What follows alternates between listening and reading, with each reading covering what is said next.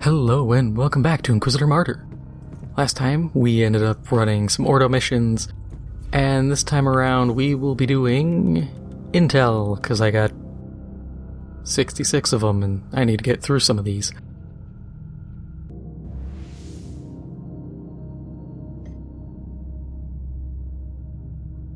Wow, that kind of sucks. Let's see, what can we even do for this one?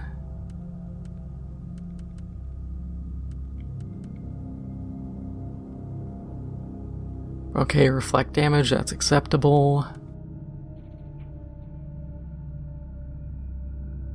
More damage bonus. Not liking that, but we can work with it. And more HP for hordes. It's doable.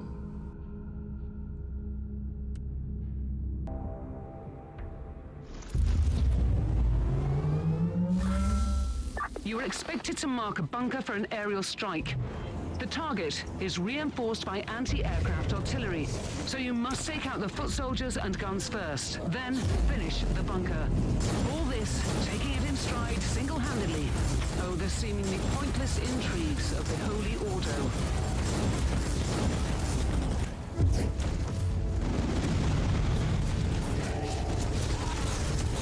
Okay, so my damage isn't too bad. But got some interesting news. Not really 40K related, but stuff I still find interesting. Payday 3 got announced. They just had like a 30-second little teaser that's like, oh yeah, it's coming this year. Which is pretty great, honestly. I enjoyed Payday. Wasn't a fan of how many microtransactions they had, but it's kinda whatever.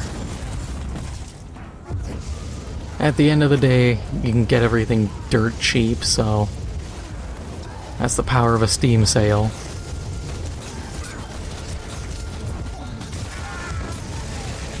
But in general, I'm excited. Especially because I think... I don't remember if it was Overkill or Starbreeze or whoever. They tried doing a style, like a Payday style game. It was Raid something. It was a World War II, like you're supposed to be OSS and SAS and just the special forces for the Allies. And it came out and like nobody played it. It's unfortunate. Like, the idea is cool.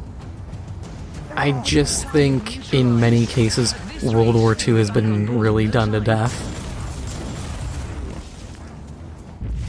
That's why games like Enemy Territory, Wolfenstein were really good, because it was that kind of somewhat sci-fi, unrealistic approach to World War II.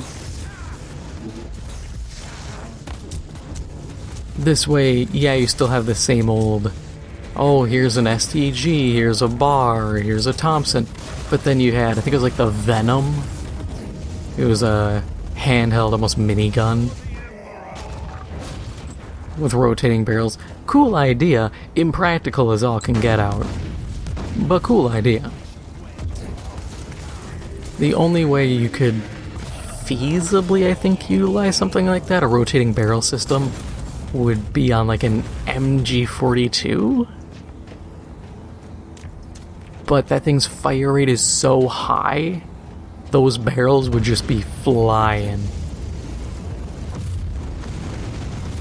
And barrel overheat was such a present issue with those weapons that they made them with like a hatch that you could quickly interact with to pull the barrel out. You had to have gloves, or otherwise you'd scald your hand.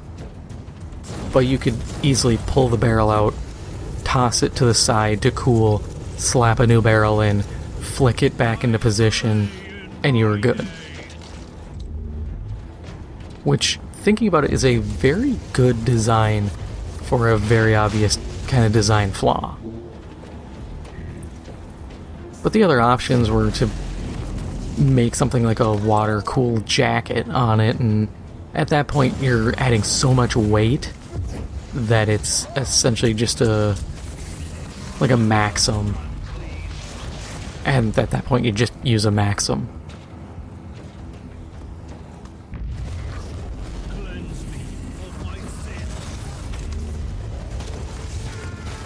But new Payday will be fun. What sucks, and this is always my complaint, is sequels. It's a gamble, to say the least. Because, to me, I just want more. So if there's a sequel, I want all the stuff from the first game, and then the old stuff.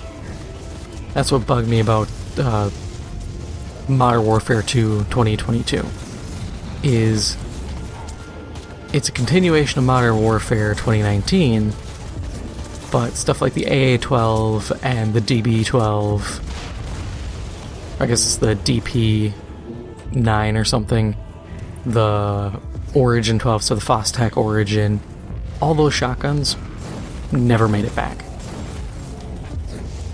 And that really sucks because I liked them. I love automatic shotguns like the AA-12. And considering stuff like DMZ, that would have been the prime time to introduce these new weapons. Or to introduce these old weapons and stuff. But instead they're just like, nope, that's old stuff, we can't add on. And to a degree I get it. New attachments, new everything. But you already have a framework. And that's what I would have... I hope to see from Payday is all the stuff from Payday 2 rolled over. But they won't do that because depending on what they change, that could mean weapon changes, mission changes, all that stuff. They can't bring back, likely can't bring back stuff like the Alesso heist, because that had likely a licensing deal with Alesso.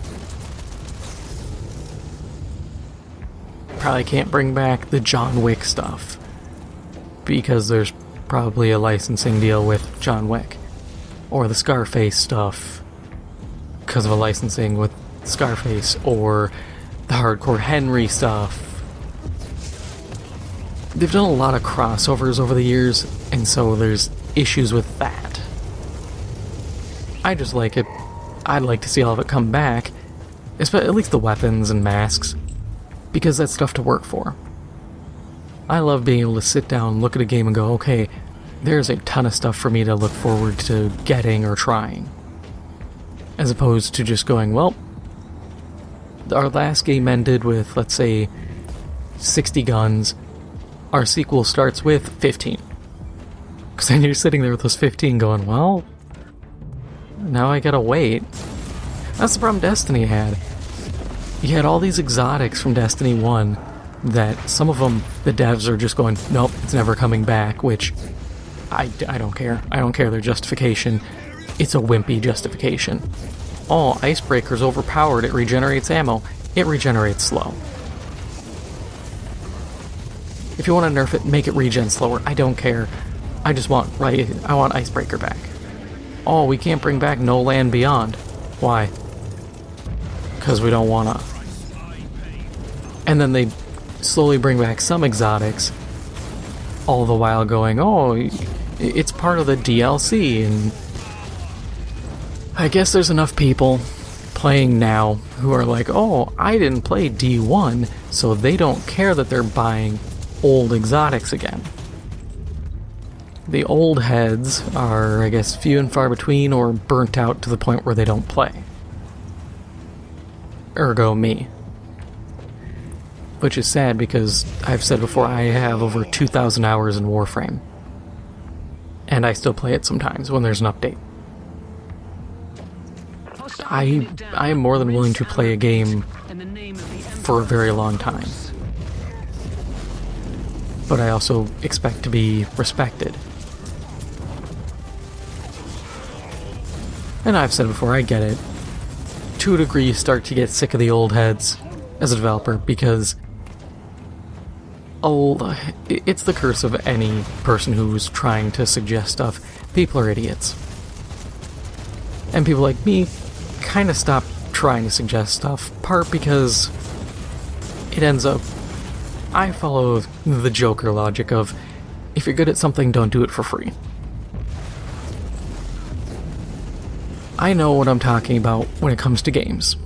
Arrogant as that may sound, I do. And it's tiring, because I pitched ideas. My most infamous ones were stuff for Dust. I've done it a few times for games where I've then gotten people responding, they should hire you. Which I always take as a very nice comment, because... Yeah, one time it was for Bethesda, because I had said that, and someone said they should hire you, and I said, I tried.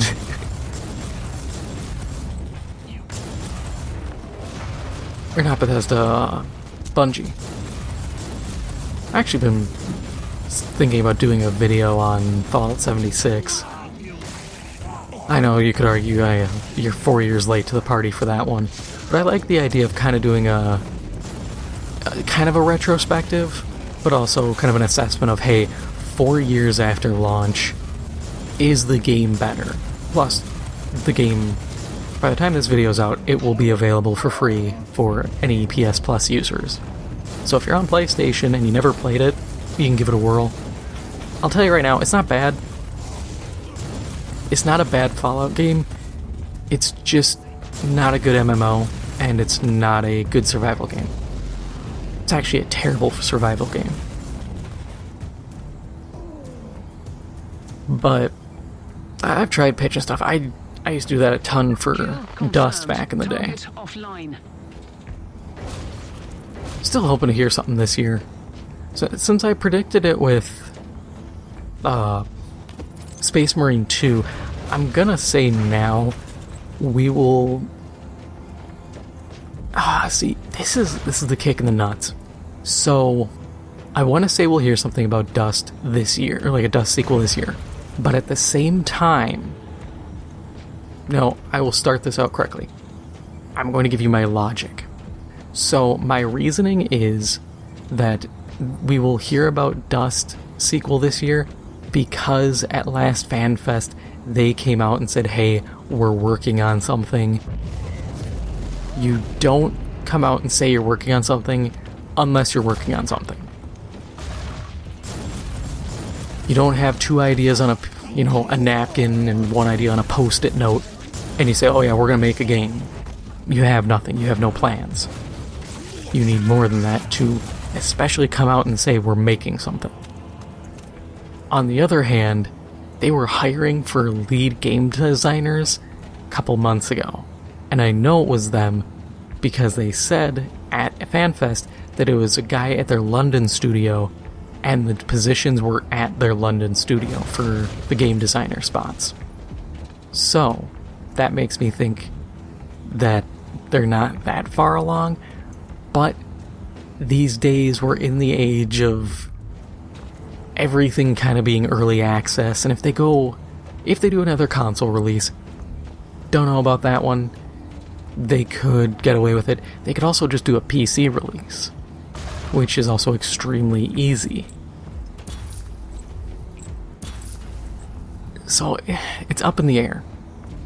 Because it makes sense to announce something this year, since you already have the precedent of saying you're doing something, but it also makes sense to not. Decisions. I'm going to say they announced something. We probably won't get a release date, but they will say that they're working on something. They'll probably have, like, a tiny trailer, or maybe some rough alpha footage. Because all they have to do if they want to do alpha stuff is reuse old assets. If you already have a drop suit, you just need to up the graphics and up the poly count. Targets on my Argus scans. Well done. Stand by for extraction. Unless you want to linger just a little longer. I was waiting for her to finish, but I could see them... If it's just going to be a Dust sequel, one-to-one sequel stuff, it's not going to be that hard to replicate. You have to update stuff for the engine. You have to improve some aspects. But in general, the fitting system is one-to-one. You're not changing it. Everything else is pretty straightforward. So they could pump something out pretty quick as long as they have the original code. That's going to be the big one. If they have source code. If they have to redo everything from scratch, that's going to take a bit.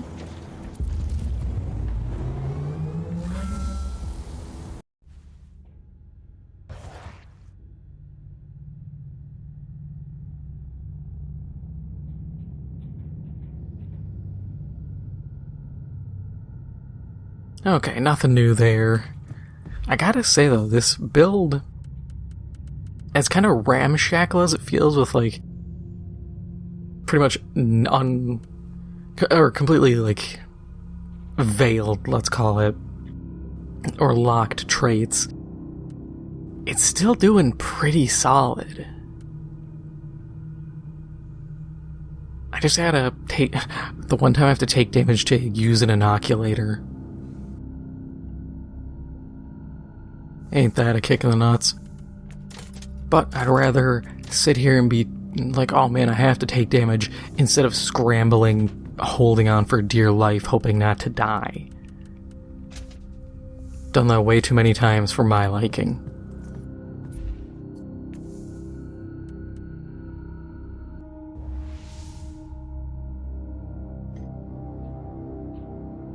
Alright, range damage bonus. Oh, and it's the Dark Eldar. That's gonna suck.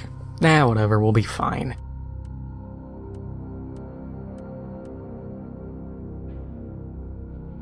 Increase warp damage. Good thing very few of them deal warp.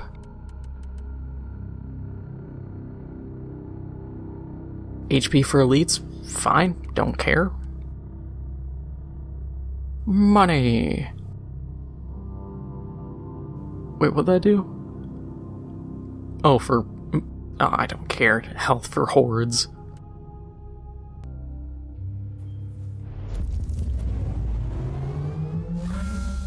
The web of heresy and corruption is spun by powerful beings and perverted minds.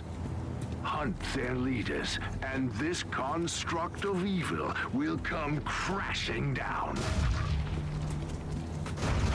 So we're supposed to be getting the next season. The little news thing said early 2023, which,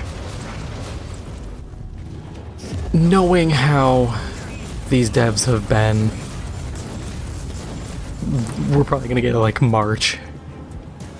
I say that and I mean it unironically. Probably March. Just because every time they've given us a window, especially console players, giving us a window of, oh yeah, you'll get it this time, it's never on time. So, need I remind people the Sororitas was supposed to come out in the summer? So it's probably gonna be a itty bitty wait. Which is fine. Gives me more time with this character.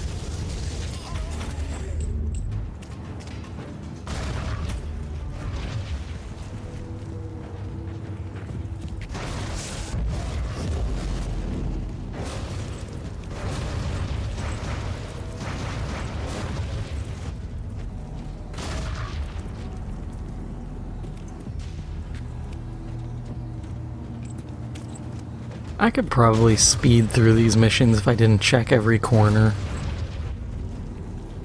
But considering I need the money, and honestly, it's not like it's that big of a deal to take 20 seconds to deviate, run by, and explode a bunch of barrels.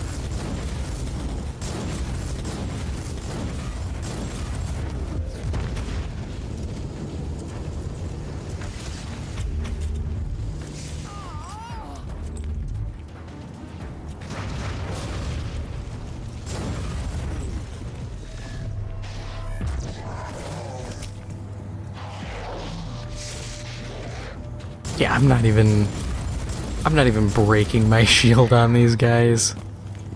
So this is gonna be a interesting fight for sure. Oh, random thing I saw. Apparently Sony has a first-person shooter they're gonna announce probably E3? Completely just sidelined me. I was like, wait, what? Because what happened, once again, on my little Google News app thing, just scrolling along, reading stuff, and there was a thing like, oh yeah, there's some guy who worked on Helldivers had kind of accidentally leaked that there was something coming out, and that it was a first-person shooter and all this, and it's supposed to go out like 2023, 2024-ish. And I'm sitting there thinking, okay, well, what are we looking at here? Because I don't know of anything being made, and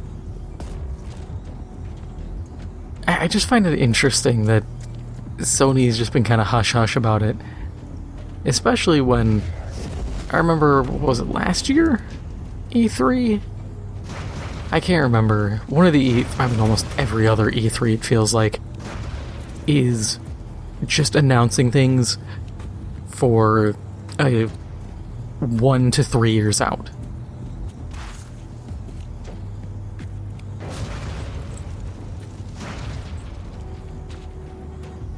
But so I was interested in that because I had also heard rumors a while back that Sony is like, oh yeah, we're gonna have, I can't remember if it was like 6 live service games by 2026 or something. It was some number where I sat there looking at it going, you are being real ambitious here.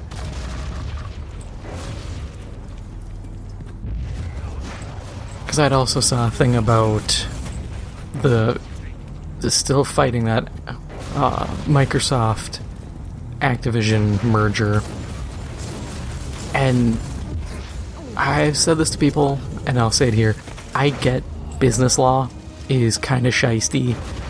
It's a lot of duplicitous stuff, but some of the crap Microsoft is pulling, I'm not a Microsoft fan, but I'm also not going to sit here and be like, Sony's the best, they can do nothing wrong.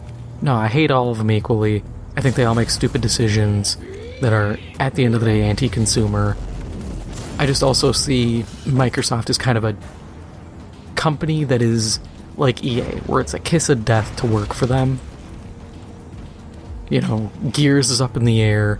Halo is, at this point, an abomination on life support. Scalebound died.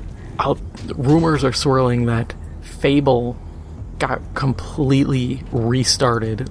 Like, everything got dumped and they're starting from scratch. And they switched to Unreal 5. Apparently, the version that they had going was, according to devs, unplayable.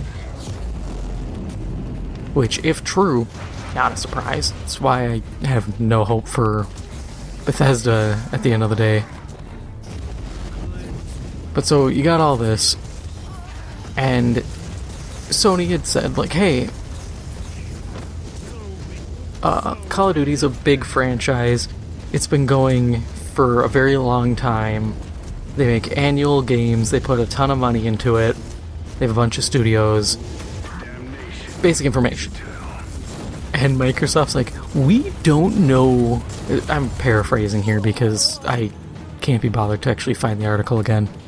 But it boils down to them saying, we don't know when Call of Duty came out, we don't know their release schedule, or the money they put towards the games, or the staff. I'm like, I can look up how much these games earned. I can look up when these games came out.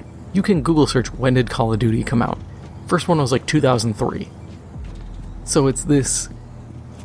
It's absurd, honestly. It's ignorance to the point of being willfully ignorant. And the problem there is, at a certain point, ignorance becomes malicious. It's like loading a gun, pointing at someone and shooting, and then being like, I didn't know it would hurt them. No, you knew. There's no way you couldn't. And that's what I'm kind of getting from this acquisition at this point, is it's willful ignorance to the point of malice. And I think that's a very gross way to go about things, no matter who it is. If Sony was pulling this stuff, I'd say the same thing. Don't do it. 1, it makes you look like an ass. 2, it's scummy.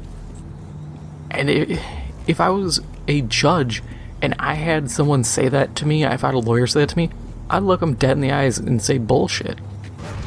I know you're lying. Because there's no way you wouldn't be. Info like earnings, staff, stuff like that, all of that would be given to Microsoft by Activision if they're doing their due diligence to conduct a sale.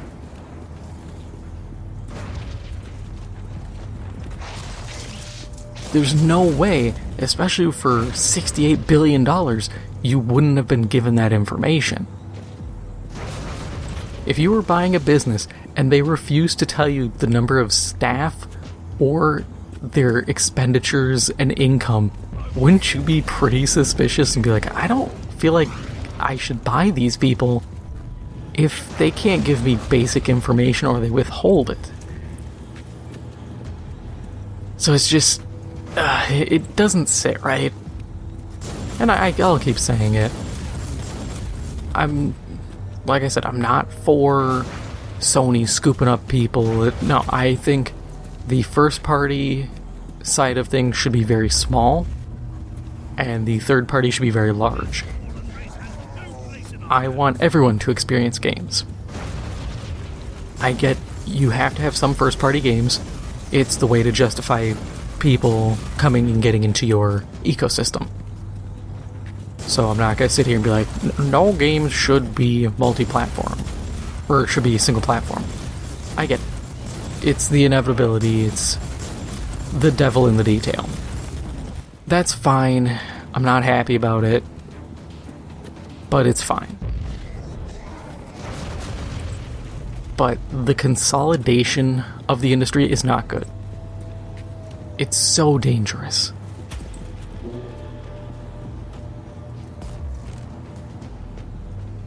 Just, I think of Josh Strife Hayes. I think I had mentioned this too. I know I did, but I'll say it again. He did a video kind of what's going wrong with gaming.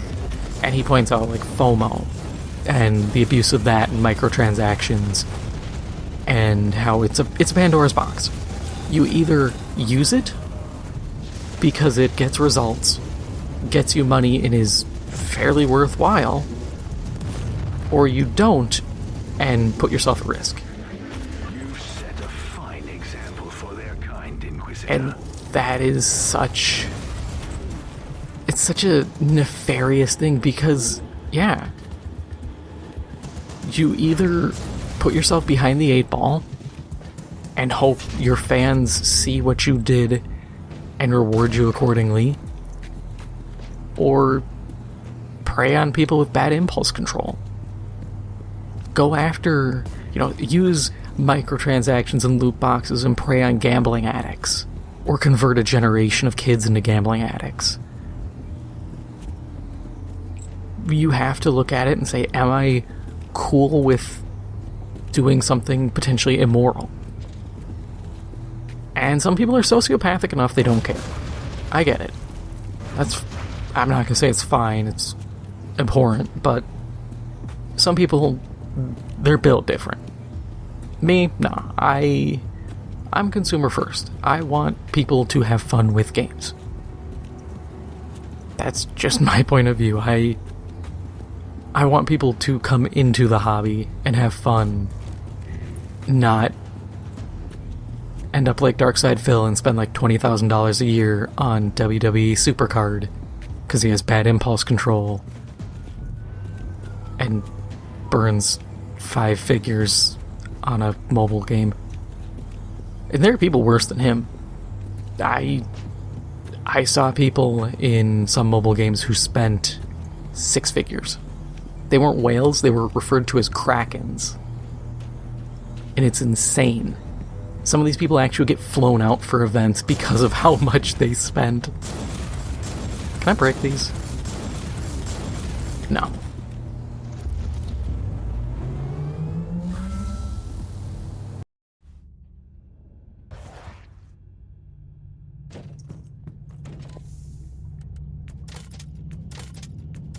A little light on the loot there, but that's fine. That is all for now. If you enjoyed this episode, make sure to hit the like button, helps out the channel a lot, and if you haven't already, make sure to hit the subscribe button. Thank you for watching, and I'll see you in the next one.